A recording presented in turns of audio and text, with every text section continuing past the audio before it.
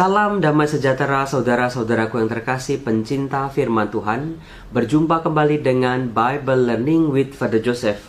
Bagaimana kabar Anda hari ini? Saya berharap Anda dalam keadaan luar biasa penuh dengan berkat Tuhan.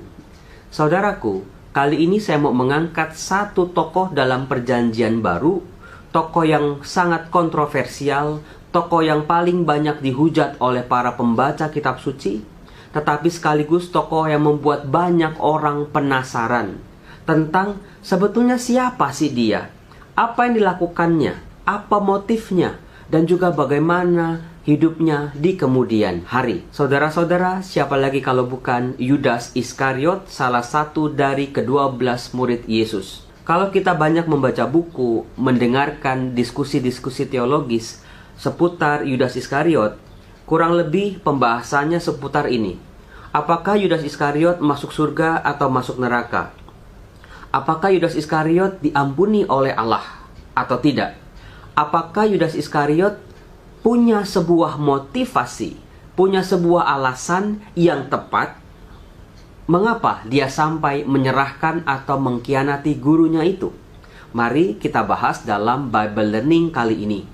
Perlu dicatat, pendekatan saya kali ini adalah mencermati kemunculan tokoh Yudas Iskariot dalam keempat Injil, yaitu Matius, Markus, Lukas, dan Yohanes.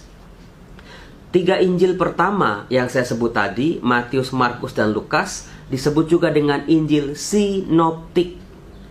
Maksud sinoptik adalah peristiwa hidup Yesus, ajaran Yesus, wafat, sengsara, dan kebangkitan Yesus dilihat dengan cara yang sama oleh Matius, Markus, dan Lukas, tetapi dari sudut pandang yang berbeda. Misalnya seperti ini.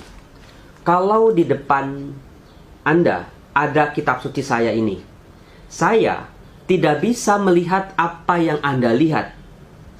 Demikian juga, saya bisa melihat apa yang tidak Anda lihat.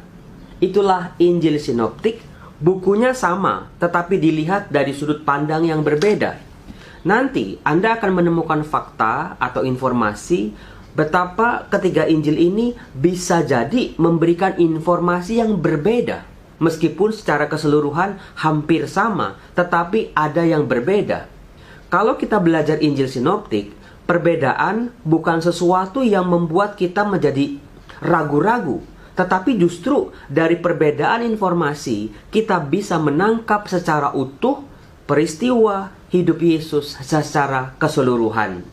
Jadi yang dilihat bukan perbedaannya, tapi bagaimana perbedaan itu makin memperkaya informasi yang kita dapat. Sementara Injil Yohanes tidak termasuk dengan Injil sinoptik, karena Injil Yohanes punya cara cerita sendiri, punya sudut pandang sendiri yang berbeda dengan Matius, Markus, dan Lukas. Mari kita mulai saudara-saudaraku yang terkasih. Secara keseluruhan, ada 6 peristiwa dalam Injil yang menceritakan tentang Yudas Iskariot. Yang pertama, keempat Injil menceritakan Yudas Iskariot dalam peristiwa Yesus memanggil ke-12 muridnya. Matius, Markus, dan Lukas secara bersamaan menempatkan nama Yudas Iskariot di urutan yang paling akhir. Misalnya, dalam Markus bab 3 ayat 19. Di situ dikatakan Yudas Iskariot yang mengkhianati dia. Di sini, dalam bahasa Yunani, kata mengkhianati digunakan akar kata paradidomi, artinya menyerahkan. Sementara dalam Matius bab 10 ayat 4 juga dikatakan Yudas Iskariot yang mengkhianati dia. Dalam bahasa Yunani, kata mengkhianati di sini digunakan akar kata yang sama, paradidomi, artinya menyerahkan. Jadi, kalau kita mau menerjemahkan Yudas Iskariot yang menyerahkan dia, sebetulnya juga bisa. Injil Lukas punya informasi yang berbeda. Di Lukas bab 6 ayat 16, di situ dikatakan Yudas Iskariot yang kemudian menjadi pengkhianat. Pengkhianat di sini dalam bahasa Yunani digunakan kata prodidomi. Beda sama tadi paradidomi, sekarang prodidomi artinya pengkhianat. Nah, secara berbeda Yohanes bab 6 ayat 70 sampai 71. Di situ dikatakan begini, saya bacakan. Jawab Yesus kepada mereka, "Bukankah aku sendiri yang telah memilih kamu yang 12 ini? Namun, seorang di antaramu adalah iblis." Yang dimaksudkannya ialah Yudas, anak Simon Iskariot, sebab dialah yang akan menyerahkan Yesus. Di sini, saudara-saudaraku yang terkasih, diterjemahkan menyerahkan Yesus menggunakan akar kata Yunani yang sama, yaitu paradidomi. Injil Yohanes memberikan kita sebuah informasi tambahan tentang bagaimana penilaian para penginjil terhadap tokoh Yudas Iskariot. Tadi dikatakan dia itu dijuluki sebagai iblis. Kemudian juga nama ayahnya disebut, yaitu Simon Iskariot. Kemudian peristiwa kemunculan Yudas Iskariot yang kedua yang hanya ada dalam Injil Yohanes, yaitu ketika Yudas Iskariot muncul pada saat peristiwa Maria, saudara Marta, meminyaki kaki Yesus dan menyekannya dengan rambutnya. Kita bisa temukan dalam Yohanes bab 12 ayat 4. Kisah ini tidak bisa kita temukan dalam Injil Matius, Markus, dan Lukas. Saya bacakan. Tetapi Yudas Iskariot, seorang dari murid-murid Yesus yang akan segera menyerahkan dia, berkata, "Mengapa minyak narwastu ini tidak dijual 300 dinar dan uangnya diberikan kepada orang miskin?" Hal itu dikatakannya bukan karena ia memperhatikan nasib orang-orang miskin, melainkan karena ia adalah seorang pencuri. Ia sering mengambil uang yang disimpan dalam kas yang dipegangnya. Ada sebuah informasi tambahan yang bisa kita terima di sini, yaitu bagaimana penginjil Yohanes memberikan informasi baru tentang pribadi Yudas Iskariot. Dia disebut juga seorang pencuri, dia disebut juga sering mengambil uang, dan juga disebut juga dia yang memegang kas komunitas Yesus bersama para muridnya. Di sini dikatakan dia pura-pura suci, pura-pura punya niat baik tentang kebaikan yang dilakukan oleh Maria yang menggunakan minyak narwastu yang amat sangat mahal itu. Kemunculan Yudas Iskariot yang ketiga bisa kita temukan dalam perjamuan malam terakhir antara Yesus dengan para muridnya. Di situ Yudas menyerahkan Yesus kepada imam-imam kepala. Dalam Markus bab 14 ayat 10 diceritakan begini. Lalu pergilah Yudas Iskariot, salah seorang dari ke-12 murid itu, kepada imam-imam kepala dengan maksud untuk menyerahkan Yesus kepada mereka. Mereka sangat gembira waktu mendengarnya, dan mereka berjanji akan memberikan uang kepadanya.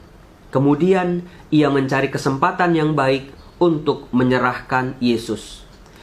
Ungkapan mencari kesempatan yang baik juga bisa kita temukan di awal Injil Markus. Setan yang gagal mencobai Yesus di padang gurun mundur, lalu setan ini mencari waktu yang baik. Jadi kalau tadi dalam Injil Yohanes dikatakan Yudas Iskariot ini iblis, maka dalam Injil Markus diceritakan dari sudut pandang yang berbeda, bahwa dia memang adalah iblis yang mencari waktu yang baik. Perhatikan baik-baik, dalam Markus bab 14 ayat 10 ini sama sekali tidak menyebut jumlah uangnya. Kemudian kalau kita baca Matius bab 26 ayat 14, di situ dibacakan begini. Di situ dikatakan begini. Kemudian pergilah seorang dari ke-12 murid itu yang bernama Yudas Iskariot kepada imam-imam kepala. Perhatikan di sini perbedaannya. Ia berkata, "Apa yang hendak kamu berikan kepadaku supaya aku menyerahkan dia kepada kamu?" Mereka membayar 30 uang perak kepadanya. Dan mulailah saat itu ia mencari kesempatan yang baik untuk menyerahkan Yesus. Di sini ada sebuah informasi baru di mana ternyata Yudas Iskariotlah yang meminta bayaran, yang meminta hadiah dari tindakannya menyerahkan Yesus kepada imam-imam kepala. Dan juga untuk pertama kalinya disebut jumlah uang sebesar 30 uang perak. Dalam Injil Lukas bab 22 ayat 3 Di situ dikatakan begini, maka masuklah iblis ke dalam Yudas yang bernama Iskariot, seorang dari ke-12 murid itu. Lalu pergilah Yudas kepada imam-imam kepala dan kepala-kepala pegawai bait Allah dan berunding dengan mereka, bagaimana ia dapat menyerahkan Yesus kepada mereka. Mereka sangat bergembira dan bermufakat untuk memberikan sejumlah uang kepadanya. Ia menyetujuinya, dan mulai dari waktu itu ia mencari kesempatan yang baik untuk menyerahkan Yesus kepada mereka tanpa sepengetahuan orang banyak. Saudara-saudaraku yang terkasih, Injil Lukas memberikan sebuah informasi yang mirip dengan Injil Yohanes bahwa iblis masuk ke dalam hati Yudas. Lalu juga kalimat terakhir tadi, tanpa sepengetahuan orang banyak. Ungkapan inilah yang dapat membantu kita memahami mengapa Yudas menyerahkan Yesus. Jadi saudara-saudara, pada saat-saat terakhir hidup Yesus, sebetulnya itu adalah saat-saat menjelang pesta besar orang Yahudi, yaitu Paskah orang Yahudi. Sebagaimana kita tahu, kalau setiap Paskah, setiap orang Yahudi dari berbagai macam penjuru datang ke Yerusalem. Maka berkumpullah orang banyak di Yerusalem. Bayangkan, pihak penjajah Romawi sangat amat takut dengan gerombolan orang banyak orang-orang Yahudi. Karena apa? Karena akan terjadi pemberontakan. Dan biasanya pemberontakan memang terjadi di masa-masa seperti ini. Imam-imam kepala, ahli-ahli Taurat sangat amat menjaga supaya pesta Paskah ini jangan sampai terjadi kerusuhan, jangan sampai terjadi pemberontakan. Inilah yang mereka kehendaki supaya jangan diketahui orang banyak, supaya jangan terjadi pergolakan yang memancing amarah orang-orang Romawi. Nah, di sini ada sebuah teori yang mengatakan bahwa sebetulnya setelah Yesus memporak-porandakan bait Allah, peristiwa itu bisa memancing amarah dari para penjajah Romawi. Yudas tidak mau gurunya diciduk atau ditangkap oleh penjajah Romawi sebagai biang kerok dari kerusuhan. Makanya dia menyerahkan, Yudas Iskariot menyerahkan Yesus kepada imam-imam kepala untuk dipenjara sejenak di penjara yang ada di rumah Imam Hanas dan Kayafas. Jadi teori ini mengatakan Yudas mau melindungi Yesus jangan sampai Yesus ditangkap, membuat huru-hara dan ditangkap oleh penjajah Romawi. Tapi itu adalah sebuah teori yang masih terbuka dengan sebuah perdebatan. Lalu di Yohanes bab 13 ayat 2, di situ dikatakan begini, mereka sedang makan bersama dan iblis telah membisikkan rencana dalam hati Yudas Iskariot, anak Simon, untuk mengkhianati dia.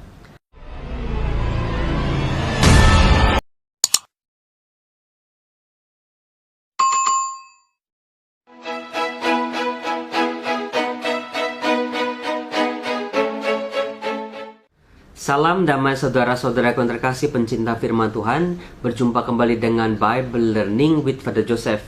Kali ini kita akan melanjutkan pembahasan kita tentang kemunculan Yudas Iskariot dalam Injil-Injil di Perjanjian Baru.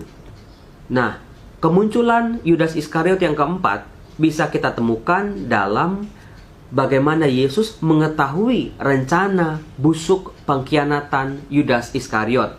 Misalnya kalau kita baca Markus bab 14 ayat 18 dan 21. Di situ dikatakan begini.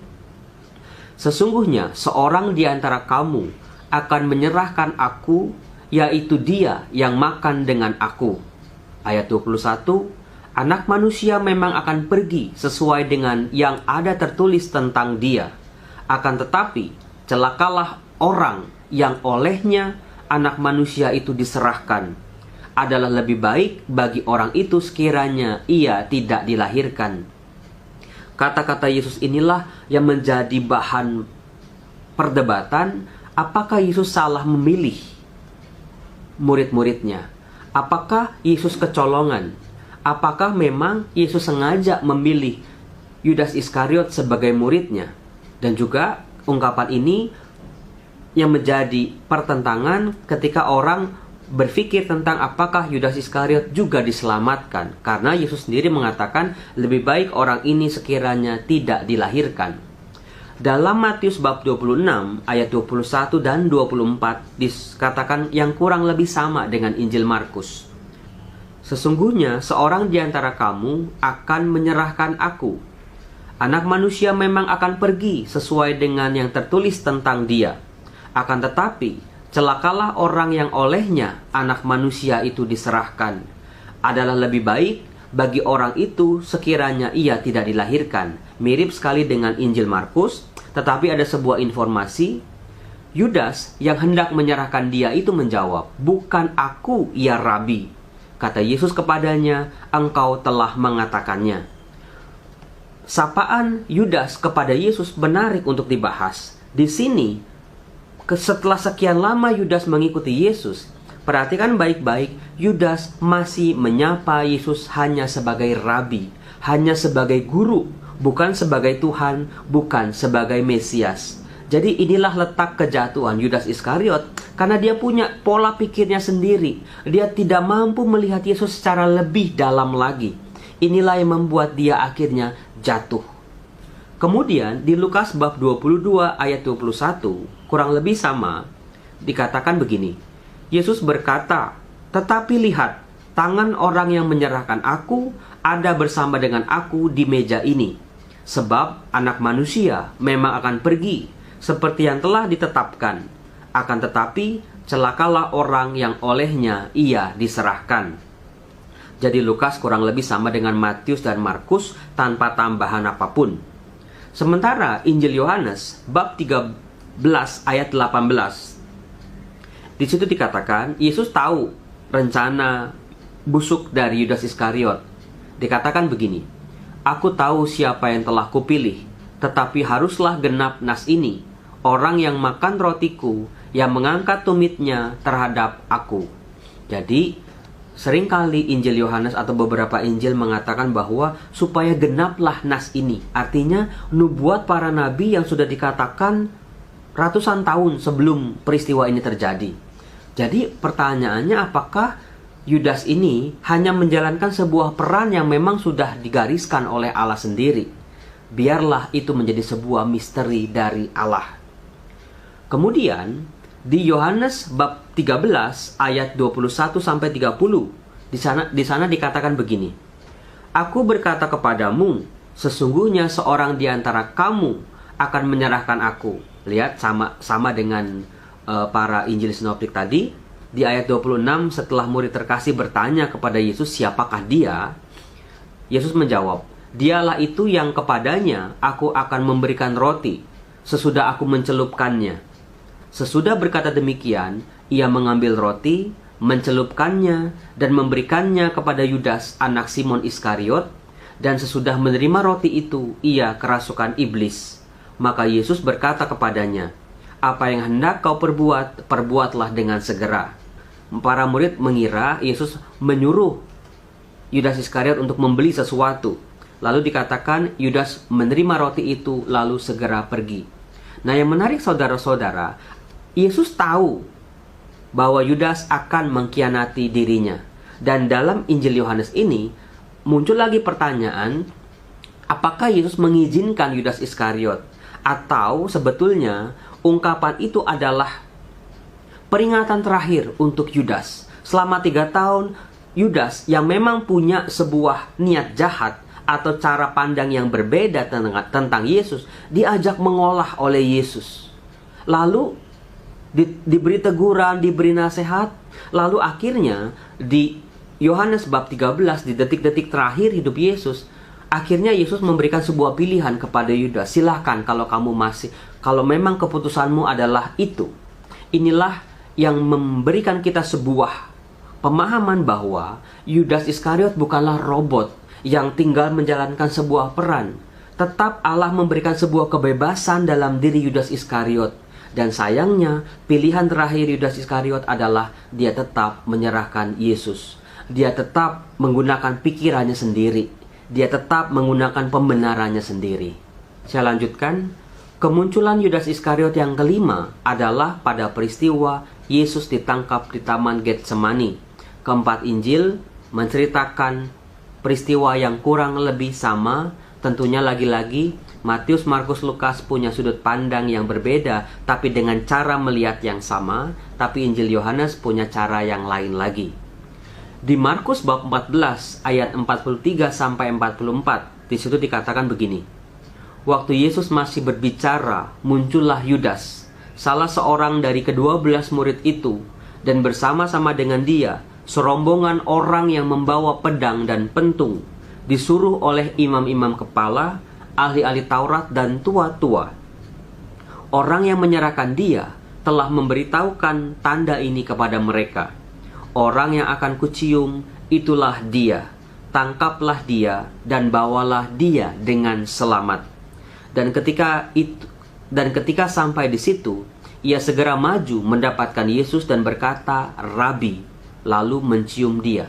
Ada dua elemen yang sangat menarik, yaitu ketika Yudas Iskariot meminta Yesus ditangkap, perhatikan baik-baik, bawalah dia dengan selamat. Artinya jangan apa-apakan dia. Inilah yang menjadi alasan atau landasan dari teori yang tadi sebelumnya saya katakan bahwa sebetulnya Yudas ingin menyelamatkan Yesus. Jangan sampai Yesus ditangkap oleh para penjajah Romawi. Karena di sini dikatakan Yudas mengharapkan Yesus jangan diapa-apakan. Lalu yang menarik, elemen yang kedua yang menarik juga adalah lagi-lagi ungkapan Yudas di sini kepada Yesus hanya dengan sapaan Rabi. Di sini sampai detik-detik terakhir pun Yudas masih belum mengenal Yesus secara dalam. Dia masih melihat Yesus sebagai Rabi atau sebagai guru. Dalam Injil Matius bab 26 ayat 47 sampai 50 juga menceritakan tentang Yesus ditangkap di Taman Getsemani. Kurang lebih bercerita tentang hal yang sama seperti dalam Injil Markus. Tetapi ada sebuah perbedaan di bagian akhir. Di situ dikatakan, dan segera Yudas maju mendapatkan Yesus dan berkata, "Salam Rabi," lalu mencium dia. Injil Matius mendapatkan sebuah informasi bahwa lalu Yesus berkata kepadanya, "Hai teman, untuk itukah engkau datang?" Injil Lukas, khususnya Lukas bab 22 ayat 47 sampai 48, di situ dikatakan kurang lebih sama. Waktu Yesus mulai berbicara, datanglah serombongan orang, sedang muridnya yang bernama Yudas, seorang dari ke-12 murid itu, berjalan di depan mereka. Yudas mendekati Yesus untuk menciumnya. Maka kata Yesus kepadanya, "Hai Yudas, engkau menyerahkan anak manusia dengan ciuman." Di sini kita bisa melihat versi Lukas lebih pendek. Yang menarik saudara-saudaraku yang terkasih, kalau Anda perhatikan dari tadi, seringkali ketika penginjil menyebut Yudas, selalu diikuti dengan informasi seorang dari ke-12 murid itu. Hal ini memberikan kita informasi bahwa memang mau ditekankan, pengkhianatan kepada Yesus itu datang dari orang dalam, dari orang lingkungannya sendiri, dari orang yang mengenal dia. Yohanes bab 18 ayat 2, di situ dikatakan begini, Yudas yang mengkhianati Yesus tahu juga tempat itu, karena Yesus sering berkumpul di situ dengan murid-muridnya. Maka datanglah Yudas juga ke situ dengan sepasukan prajurit dan penjaga-penjaga bait Allah yang disuruh oleh imam-imam kepala dan orang-orang Farisi, lengkap dengan lentera, suluh, dan senjata. Peristiwa kemunculan Yudas Iskariot yang terakhir adalah soal kematian Yudas Iskariot. Hanya kita temukan dalam Injil Matius. Injil Matius bab 27 ayat 3 sampai 8, di situ diberi penjelasan seperti ini. Cukup panjang, saya bacakan. Pada waktu Yudas yang menyerahkan dia melihat bahwa Yesus telah dijatuhi hukuman mati, maka menyesallah ia. Lihat baik-baik saudara-saudara, ini juga sebuah landasan teori tadi yang mengatakan sebetulnya Yudas mau melindungi Yesus supaya jangan ditangkap oleh penjajah Romawi.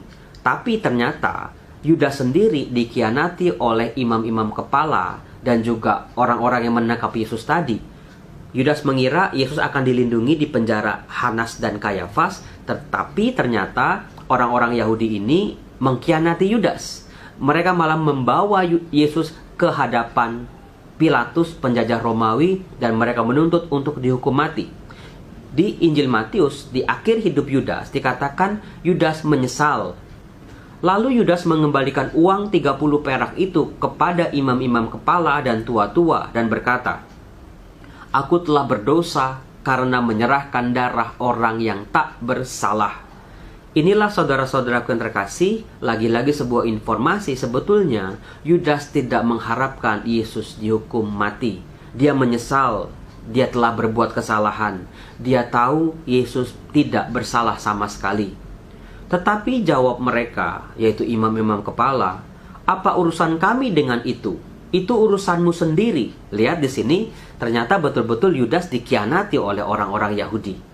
Maka ia pun melemparkan uang perak itu ke bait suci, lalu pergi dari situ dan menggantung diri.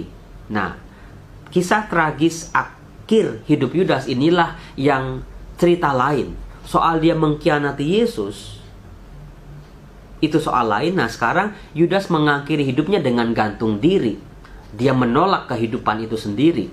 Nah, biarlah ini menjadi sebuah misteri bagi iman Kristiani. Imam-imam kepala mengambil uang perak itu dan berkata, "Tidak diperbolehkan memasukkan uang ini ke dalam peti persembahan, sebab ini uang darah."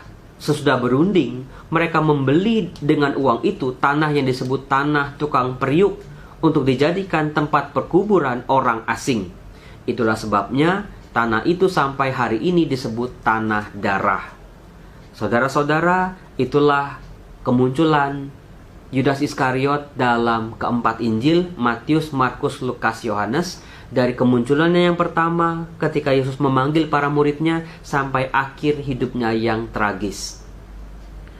Mudah-mudahan dengan membaca, dengan mendengarkan teks-teks yang tadi saya jabarkan, kita semakin tahu siapa sebetulnya Yudas Iskariot, apa yang dilakukannya, dan kita jangan mudah untuk menghakimi Yudas Iskariot meskipun yang dilakukannya adalah salah.